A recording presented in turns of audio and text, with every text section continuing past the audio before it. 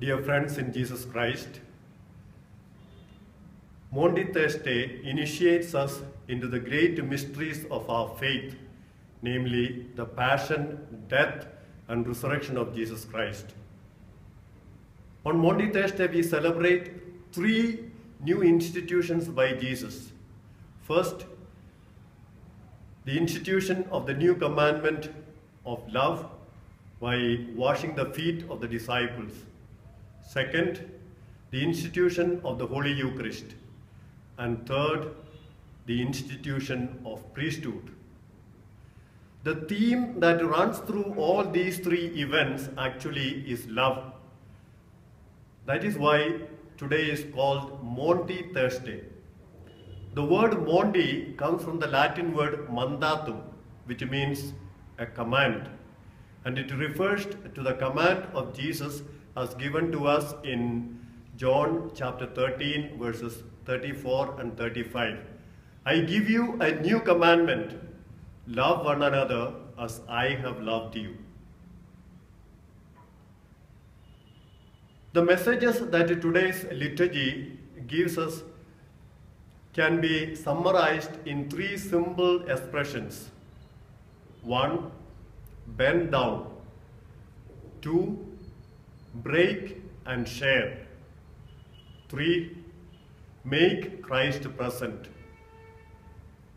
Let us reflect a little bit on these three expressions. First, bend down. Jesus had to bend down in order to wash the feet of his disciples.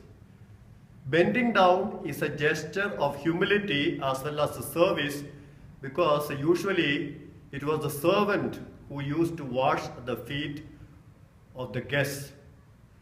At the same time, it is also a gesture of love, because we are told that at times the rabbis, out of love, used to wash the feet of their disciples. In the incident of the washing of the feet, it is Jesus, the Master, the Teacher, the Lord, God, who is serving. So who has to serve? Everyone. In Christianity, service is not something that is restricted to the servant. It is not only the servant who is expected to serve. All are called to serve. The father, the mother, the director, the manager, the CEO, the president, all are called to serve. There is no exception. Whom are we called to serve? Among those whose feet Jesus washed, there was also Judas. Therefore, we are called to serve everyone.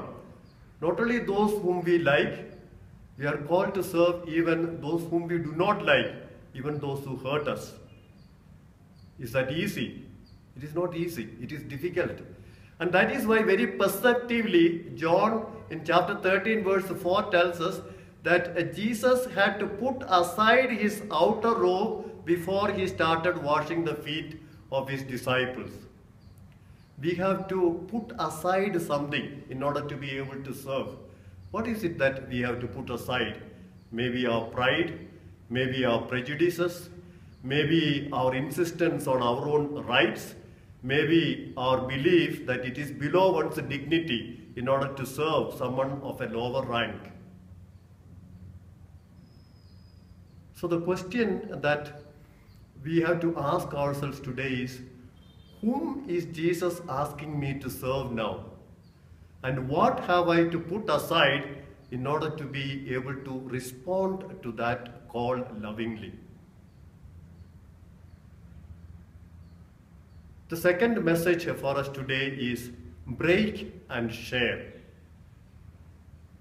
At the institution of the Eucharist during the Last Supper, we are told that Jesus took bread, blessed it, broke it, and gave it to his disciples.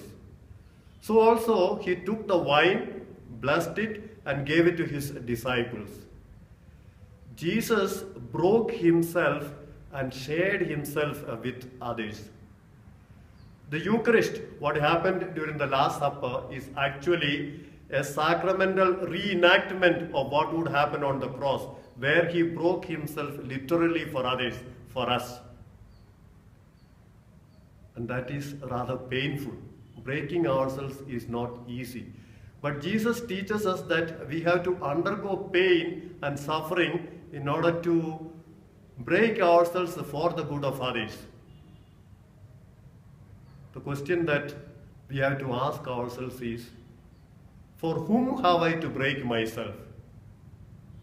And from what have I to break myself so that I may be able to share myself with others?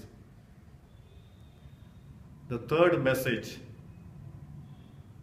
make Christ present. Jesus wanted to be present for all time for his disciples. And therefore, he said, do this in memory of me. The priest, through the celebration of the Eucharist, makes Jesus sacramentally present. A priest is often called Alter Christus, another Christ. But to make Christ present is not only the duty of a priest, it is the duty of each of us. It is the duty of every Christian. Each one of us has to make the effort to be able to say with St. Paul, as he tells us in Galatians chapter 2, verse 20, it is no longer I who live, but Christ who lives in me. The story is told of a young man who went to meet an old monk. The old monk was very friendly, and so the young man felt very comfortable to ask him a number of questions about faith. Finally, just before taking leave of the old monk, the young man turned to him and asked, "Father, I would like to ask you a final question. What is the greatest mistake you have made in your life?" And this old monk, with great humility, replied, "They call me a Christian, but I have not become Christ-like." The question is, how Christ-like are you in your thoughts, in your words, and in your actions? Bend down, break and share, make Christ present. May God bless you.